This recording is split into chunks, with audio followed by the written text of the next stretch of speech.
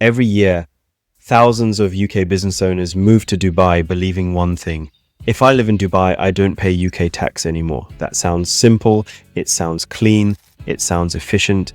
It is not automatically true. Whether you pay UK tax after moving to Dubai depends on 4 core areas: your personal tax residency, your company's tax residence, the source of your income, UK anti-avoidance rules.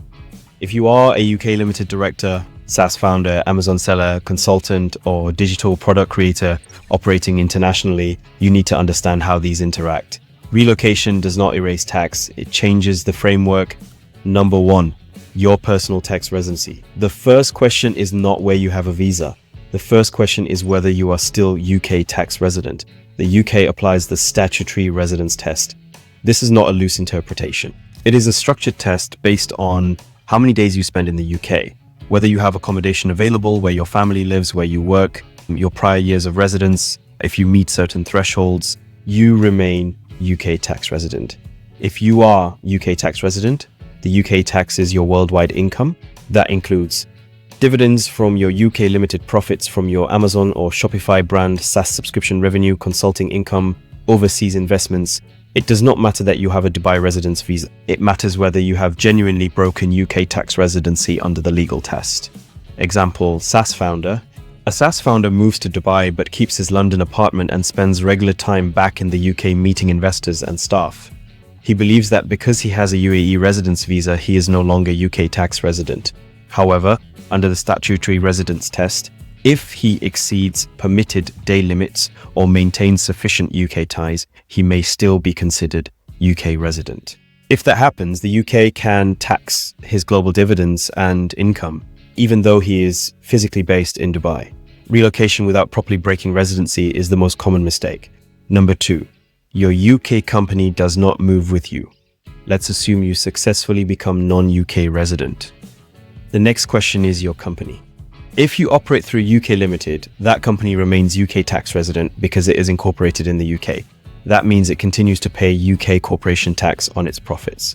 This applies whether you sell physical goods through Amazon, FBA products, through Shopify, software subscriptions globally, digital services to EU or US clients, consulting retainers worldwide. Your personal move does not remove the company from UK corporation tax. Some founders assume that because they manage the business from Dubai, it somehow becomes a UAE business. That is not how incorporation works. A UK company remains within UK corporation tax unless formally restructured or migrated in accordance with law. Number 3, dividends after moving to Dubai. This is usually the real motivation behind the move. Dubai does not impose personal income tax on individuals. So the thinking goes, if I become non-UK resident, I can extract dividends from my UK company tax-free. This can be true, but only if structured correctly. If you are genuinely non-UK resident under UK rules, UK dividend tax generally does not apply to dividends paid to you while non-resident. However, there is a critical rule many people ignore. The UK has temporary non-residence provisions. If you leave the UK, extract significant dividends while non-resident, and then return to the UK within 5 tax years, certain income received during your absence can become taxable upon return. Example, Amazon seller. An Amazon FBA seller builds a profitable UK Ltd, generating substantial retained earnings. He moves to Dubai, becomes non-resident, and extracts large dividends over 2 years. 3 years later, he decides to move back to the UK. If he returns within the 5-year window, the UK's temporary non-residence rules may apply, potentially taxing dividends received during his absence. What he believed was permanently tax-free may only have been deferred. Dubai relocation should always be assessed with long-term intent, not short-term extraction plans. Number 4, UK source income still exists. Even if you are non-UK resident, the UK can still tax certain types of UK source income. Examples include UK property rental income, employment income related to UK duties, certain UK trading activities, income connected to a UK permanent establishment. If your e-commerce business uses UK warehouses, UK staff, or maintains operational presence in the UK, the company remains fully within UK corporation tax. If you are a consultant who occasionally performs work physically in the UK, that portion of income may remain UK taxable. Non-resident does not mean invisible. It means taxed differently. Number 5, management and control issues. Another layer often overlooked is central management and control. If you were to attempt to move your company out of the UK while still making strategic decisions from the UK, HMRC could argue that the company remains UK tax resident because effective control is exercised there. The principle works both ways. Substance matters more than paperwork. Tax authorities examine where board decisions are made, where directors operate from, where contracts are concluded, where financial control sits. In cross-border structures, especially involving UAE free zones or new entities, poor implementation can trigger unintended consequences. Number 6, UAE corporate tax now exists. It is also important to understand that the UAE is no longer a zero tax jurisdiction for businesses in all circumstances. The UAE has introduced corporate tax at 9% above certain profit thresholds. If you establish a UAE company and generate taxable profits above the threshold, corporate tax may apply. Verify current thresholds and exemptions before publishing or acting as regulations evolve.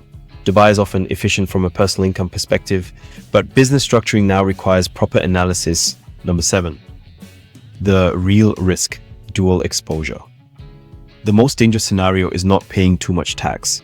It is being taxable in two places unintentionally. For example, you assume you're non-UK resident but fail the day count test. Your UK company continues paying corporation tax. You extract dividends believing they are tax-free. You later return to the UK. Now you may face UK tax on global income, temporary non-residence exposure, compliance reviews, significant professional fees for SaaS founders scaling MRR, Amazon sellers with expanding FBA operations, consultants with international retainers, or digital creators selling globally.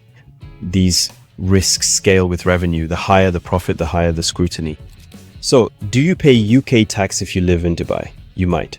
You may still pay UK corporation tax on your UK, limited UK tax. If you remain UK resident, UK tax later under temporary non-residence rules, UK tax on specific UK source income. Or you may not. If you properly break UK tax residency, you understand the 5-year temporary non-residence rules, you structure dividend extraction correctly, you plan relocation as a long-term strategy. Not a short-term tactic. Relocation is not a loophole. It is a structural change that must be implemented correctly. For cross-border founders operating internationally, tax planning must match business reality. Moving countries changes your tax framework. It does not switch it off. And that distinction is where most costly mistakes begin. If you're a UK limited director, SaaS founder, Amazon or Shopify seller, consultant or digital operator thinking about relocating to Dubai, understand this. Moving countries is not a tax strategy. It's a structural decision. Done properly, it can be efficient. Done casually, it can become very expensive. If you want more breakdowns like this, real cross-border tax analysis for online business owners, not influencer level advice, subscribe to the channel. And in the comments, tell me your situation. Are you running a UK limited from abroad? Planning to move to Dubai? Already moved and unsure about your tax position? I read the comments and I use real scenarios to shape future videos. Because cross-border tax isn't about theory, it's about how your structure behaves in the real world. And that's what we're here to get right.